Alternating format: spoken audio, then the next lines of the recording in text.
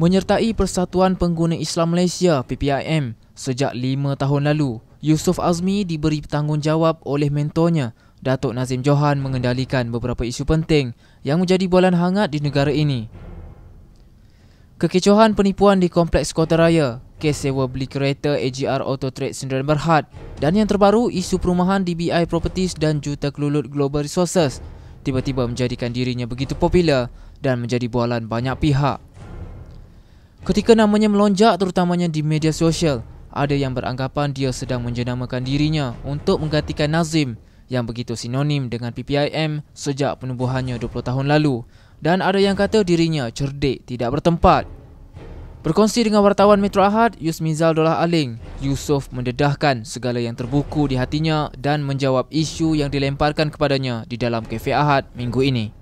Sebenarnya saya tidak selesa. Dan sebenarnya semakin hari saya semakin sedih. Yang ini saya cerita daripada hati saya lah. Dan sekarang ni saya pula kerja 2 hari, tidur 5-6 jam. Kerja 48 jam sekarang ni. Saya berterusan, saya tidur di mana saya boleh tidur. Jadi itu kurang menyenangkan saya, bukan sebab saya tidak mau berjuang, bukan. Tapi sebab saya tidak mencari populariti, saya bukan mencari publicity, dan saya tidak mencari pangkat jawatan dan sebagainya. Jadi saya jadi macam tak seronok. Tapi tolong faham apa yang saya cuba lakukan adalah untuk kebaikan rakyat Malaysia dan untuk kebaikan pengguna di Malaysia, golongan marhain seperti saya. Jadi apa yang saya cuba lakukan adalah satu perubahan, kan? Kalau hari ini saya nak selesa, saya sudah cukup selesa. Sebab saya ada sedikit perniagaan, ada beberapa perniagaan kecil, dan saya boleh duduk, dan saya tidak perlu masuk ke kancah yang begini. Saya tak payah masuk ke dalam lubang perjuangan yang sebegini.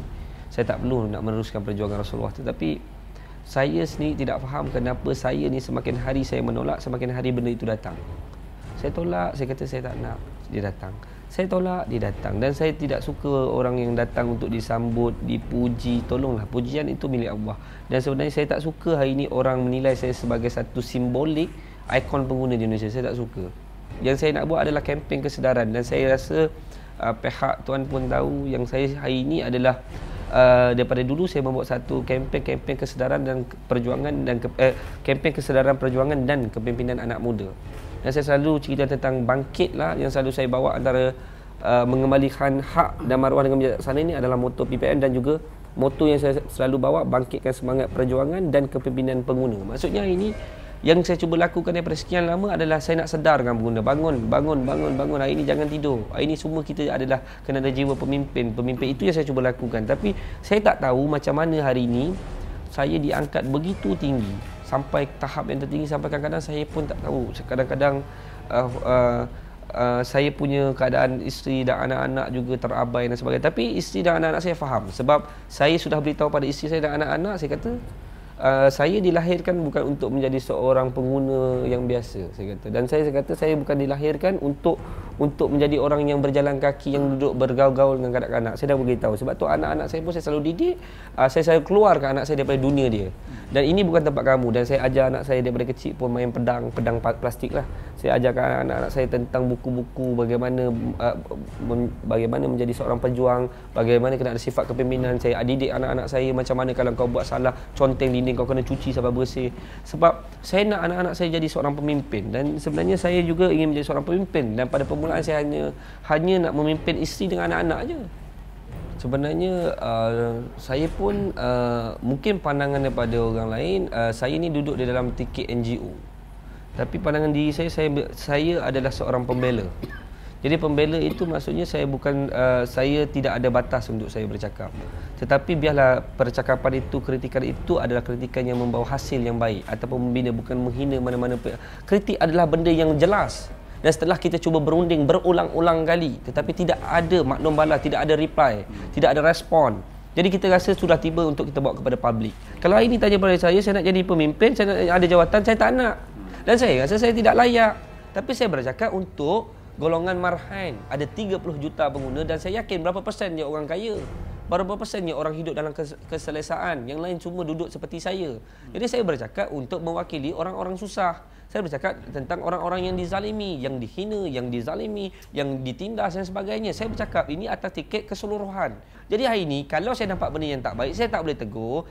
baik saya jangan jadi manusia. Jadi baiklah saya tak payah tengok dekat dalam Al-Quran yang dinamakan khalifah manusia. Maksudnya khalifah, pemimpin kepada manusia. Tak payah jadi pemimpin. Baik jadi katak. Katak memimpin katak. Jadi hari ini saya pemimpin kepada memimpin yang lain. Dan orang lain juga boleh memimpin saya. Jadi tidak menjadi masalah untuk saya mengkritik. Jadi kalau sekiranya ada orang memberi tomahan atau fitnah tentang saya, apa yang saya dapat? Tolong cek dengan mana-mana kementerian yang mengatakan saya ada dapat peruntukan. Tolong cek akaun number saya sekiranya ada duit-duit yang rasuah masuk ke akaun saya. Dan sekiranya saya ada proksi, buktikan proksi. Tunjukkan pada saya bahawa saya ada proksi. Sedangkan saya tak pernah menerima. Dan hari ini, kalau cek di dalam akaun personal saya ada 2 akaun. Satu saving, satu personal. Saya ada 2 akaun saving. Satu saving, satu personal current. Saya ada 2 akaun. Dalam akaun hari ini tak lebih daripada RM100. Lillahi ta'ala. Dan dekat dalam akaun semboyan PPN Resources, duit hasil daripada jualan baju. Sekarang baru ada lebih kurang, sampai pagi tadi saya update daripada akaun, ada 9,000 lebih. Itu pun nak bayar baju. Nak bayar baju, nak bayar ni dan nak buat rolling untuk segala apa yang kita buat di dalam unit tindakan khas. Kalau ada sumbangan daripada orang ramai, maka kita ambil. Tetapi hari ini tidak ada sumbangan yang seperti mana yang digembur-gemburkan. Kita ni bukanlah nak mengharap apa-apa. Jadi jangan. Kita ada sebenarnya orang dah memegang saya, mengatakan marilah duduk dalam ni untuk memudahkan urusannya. Saya kata, saya kalau nak nyumbang. Tapi kalau untuk saya dengar cakap untuk duit ni dengan saya minta maaf. Pasal saya tak memerlukan tu. Sebab apa? Saya tahu perjuangan saya. Yang apa saya lakukan adalah sahabat-sahabat yang dekat dengan saya, rakan-rakan media kenal saya macam mana saya. Kalau saya ada, saya lebih memberi daripada saya menerima. Dan itu saya punya sifat. Tapi kalau hari ini orang nak memberi sesuatu pada saya untuk saya menerima arahan, itu bukan saya.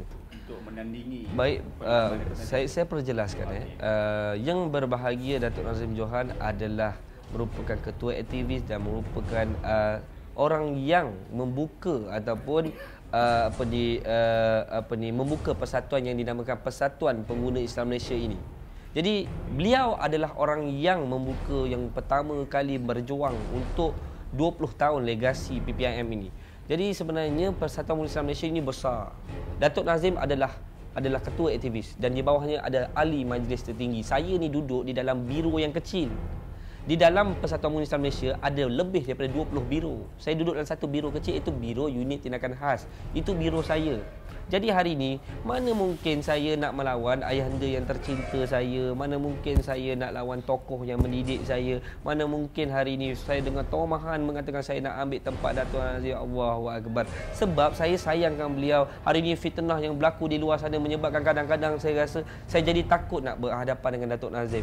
Hari ini saya jadi takut hari ini. Adakah Datuk Nazim ni orang kiri kanan depan belakang mungkin menaburkan segala fitnah, mengatakan Yusof Azmi cuba nak ambil alih. Allahu Akbar. Datuk Nazim yang didik saya jadi seperti ini. Datuk Nazim yang mendidik saya, yang sentiasa mengkritik, yang mengajar saya, yang selalu membawa sifat kepimpinan, yang menanamkan jiwa, letakkan air dan segala macam dalam diri saya. Jadi hari ini saya nak mendahaka dengan ayah saya ke? Tak mungkin saya nak mendahaka dengan beliau. Saya takkan mendahaka. Tapi sebab hari ini saya sebenarnya kalau dapat kongsikan ini, alhamdulillah pasal soalan tu. Pasal sebenarnya ini saya boleh suarakan. Sebenarnya sudah sekian lama, berbulan-bulan ni saya tidak hati saya tidak tenang. Saya memikirkan adakah Datuk Nazim tak sayang saya lagi. Sebab banyak sangat fitnah yang berlaku di luar sana yang mengatakan saya nak ambil alih tempat Datuk Nazim. Orang yang di dalam pun ada yang mengatakan begitu. Allahu Akbar. Jadi saya nak perbetulkan ini. Tolong dengar, dan sekiranya benda ini boleh diviralkan. Saya ni adalah anak didikan Datuk Nazim Johan, dan bukan saja anak didikan, malah saya itu menganggap dia seperti ayah saya, guru saya, pendidik saya, segala benda lah. Sebab teguran yang dia beri pada saya itu memberi input yang terlalu baik dalam hidup saya. Jadi hari ini saya nampak dah tak ada orang nak menegur saya. Saya jadi risau. Datuk Nazim pun dah tuan-tuan kena faham ya, Datuk Nazim dia semakin meningkat usia dan dia kurang sihat.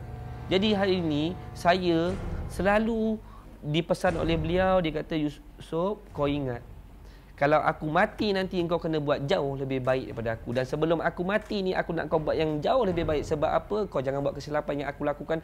Yang kesilapan aku dah beritahu pada engkau buat yang lebih baik. Jadi maksudnya di situ Datuk Nazim selalu train saya buat lebih baik. Inilah seorang leader. Inilah Datuk Nazim punya sifat kepimpinan. Dia selalu nak saya buat lebih baik pada dia, nak buat lebih baik. Jadi kadang-kadang bila saya tanya, bos dah terbaik, belum lagi Sob. lagi terbaik, lagi terbaik. Maksudnya hari ini Datuk Nazim ni adalah Mr. Perfect. Jadi hari ini kalau tuan-tuan tanya saya, Datuk Nazim ni macam mana orang dia? Dia boleh bekerja seperti 10 ministry. Itu hebatnya beliau. Dia boleh terima appointment pukul 1 pagi. Dia boleh terima appointment, dia tak kisah. Dia boleh jawab call anytime. Dan saya tak mampu nak ikut cara beliau. Kadang-kadang saya ni sampai lembek pun dah menggigil-gigil, dan dia dalam keadaan menggigil, dia bawa tongkat berjalan masih berjuang. Dan usia beliau dengan saya amat jauh beza. Tapi beliau bekerja seperti beliau ni muda. Dan selalu saya ni jadi takut dengan apa yang berlaku pada hari ini. Jadi saya minta daripada luar, anasir-anasir luar, daripada dalaman, daripada orang-orang yang terdekat dengan Datuk Nazim, dengan saya ke, ataupun ada aktivis-aktivis yang di luar sana, di sini, di dalam, kiri, kanan, depan, belakang, tolonglah hentikan perkara-perkara ini. Sebab Datuk Nazim tidak ada ganti. Yalah, saya biasa di menerima ugutan dah hampir 7 tahun, macam-macam diugut bunuh dan sebagainya. Tapi kita yalah, saya tidak, bukanlah saya nak katakan hari ini saya begitu berani. Selalu saya sering katakan, saya minta dengan Allah Subhanahu Wa Taala lahirkan keberanian dalam diri saya, kuatkan jiwa saya, kuatkan hati saya untuk perjuangan. Selalu saya minta dengan Allah Taala kudrat untuk ada kekuatan. Jadi selalu minta Allah Taala, ya Allah, Engkau berilah sedikit kesenangan untuk aku memberi infak kepada yang lain. Itu yang saya minta. Jadi kalau katakan istilah ketakutan tu sudah menjadi imun. Dia datang dan pergi. Datang dan pergi, tak ada benda yang menakut. Dan saya selalu tanamkan jiwa isteri saya, anak-anak saya sentiasa begitu. Saya selalu tanamkan ini. Saya selalu tanamkan benda-benda yang sedemikian. Jadi tak ada benda yang rasanya saya nak ambil peduli lah dalam isu ni. Kalau sekiranya ada orang nak mengugut saya bunuh, janganlah call lagi. Tak perlu menghubungi saya. Tiba masa jumpa, tembak. Jangan cerita-cerita nak bunuh. Pasal saya kan selalu cakap, hidup sekali, mati sekali. Jadi saya tak nak mati berkali-kali. Bila tiba mata, mungkin saya naik basikal saya boleh mati, naik kereta boleh mati, kena tembak boleh mati, tengah makan boleh mati. Jadi mati itu tragedinya berbeza-beza kan, tapi matinya sama kan. Jadi izinkanlah kematian itu. Yang saya takut pada kematian iaitu sekiranya saya mati dalam melakukan dosa. Sekiranya saya mati melakukan maksiat. Sekiranya saya mati dalam keadaan Allah Ta'ala tak redha. Itu yang saya takut kepada kematian. Tapi kalau mati untuk sebab kencaman, saya takut kepada kencaman-kencaman ugutan ni tidak ada dalam hidup saya. Saya tak takut, insya-Allah. Sebenarnya kalau ikutkan daripada hati saya yang kecil, saya sebenarnya saya berasa hatilah. Saya berasa hati sebab hari ini saya memperjuangkan. Kadang-kadang saya menangis. Saya menitis air mata sebab sahabat saya, isteri saya. Isteri saya selalu tahu apa yang berlaku pada saya. Saya selalu cakap, saya tak pernah mencari populariti, saya tak pernah nak minta disanjung. Tapi bila saya disanjung sedemikian, tiba-tiba ada di luar dan di dalam mengatakan yang saya nak ambil tempat. Macam mana tuan? Cuba tuan-tuan bayangkan, ini ayah. Bila tiba-tiba orang kata kita nak ampas tempat ayah, nak ambil harta. Harta pun tak ada. Nak ambil tempat. Untuk apa? Jadi saya jadi kecil hati dan sampai saya nak mengumumkan sebenarnya saya nak keluar daripada persatuan sebelum ni. Saya nak mengumumkan padahal saya memang terdetik dan sampai hari ni saya terdetik. Dan sekarang ni saya hanya menjalankan tugas dan tanggungjawab saya sebagai seorang insan untuk menjalankan tanggungjawab untuk membantu ummah itu je. Tapi memang terdetik sebab saya tanya dengan semua orang. Saya tanya dengan aktivis saya tanya dengan rakan sekerja saya, tanya dengan staf-staf saya, adakah pernah nampak saya nak ambil jawatan? Semua kalau saya tanya macam tu, semua akan jadi sedih lah. Sebab dia orang kenal saya tak pernah nakkan jawatan tu. Saya tak pernah. Jadi apa beza hari ni saya berjuang atas nama Persatuan Islam Malaysia dengan saya berjuang dekat jalan biasa? Sama kan? Sebab saya berjalan atas kerana lillahi ta'ala. Berjuang juga kan? Jadi hari ni saya nak bagi tahu, persatuan adalah satu nama. Tapi yang kita nak gerakkan adalah masyarakat. Orang boleh menggerakkan nama UMNO, Parti PAS, Pembangkang sebagainya. Yang kita menggerakkan adalah sesuatu benda yang kerana lillahi ta'ala, nak meneruskan perjuangan Rasulullah. Jadi hari ini saya cakap dengan Ayanda Tok Ki, saya kata dengan Tok Ki, Datuk Nazim, bos, kalau bos tak ada, bos saya pun tak ada. Sebab saya bukan bawa atas lambang. Saya bukan bawa atas lambang PPIM. Dan saya bukan datang hari ini untuk sebab delegasi saya di under unit tekan khas AMIM dengan semua satu Malaysia. Bukan. Saya bergerak hari ini sebab saya nak meneruskan perjuangan Rasulullah. Nak meneruskan apa yang ada dalam Al-Quran. Saya nak meneruskan perkara-perkara ini. Jadi saya rasa macam saya jadi pelik. Saya orang yang baru nak mengaji Al-Quran, baru nak belajar, nak jadi lebih. Jadi kadang-kadang saya jadi pening. Kadang-kadang saya tanya dengan Allah Subhanahu Wa Taala, bukan saya nak mempertikaikan, tapi saya tanya, ya Allah, apa benda ujian yang datang pada aku, sedangkan hari ini aku tak menerima apa-apa benda yang orang bagi. Orang nak rasuah aku, tak ambil apa, tak ambil. Jadi kenapa orang lontarkan benda-benda macam ni pada saya? Dan saya mana-mana kementerian panggil saya untuk bermesyuarat tentang apa program-program, saya tak pernah datang. Sedangkan saya boleh datang. Saya ada paper-paper saya dah buat. Dulu saya memang buat untuk tujuan kalaulah dapat boleh buat untuk kempen kesedaran perjuangan anak muda, saya nak hantar. Tapi bila saya tengok, bila ONS kita hantar, kita akan kena dengan cakap, minta maaf lah, saya bukan begitu. Saya tahu di dalam kerajaan Malaysia ni ada duit peruntukan untuk membantu kempen-kempen sebegini. Tapi kalau untuk ambil duit untuk saya mendengar arahan, saya tak nak. Jadi sebenarnya sama je. Saya bagi tahu, saya berjuang atas Persatuan Islam Malaysia atau saya berjuang atas dikit sini sama. Sebab badannya satu. Saya pergi ke mana-mana pun inilah mukanya. Jadi saya berjuang ini, kalau saya mati nanti saya tak bawa Persatuan Islam Malaysia masuk dalam kubur, unit tindakan khas dalam kubur, AMIM dalam kubur, Sembilan Datuk Menteri, tak.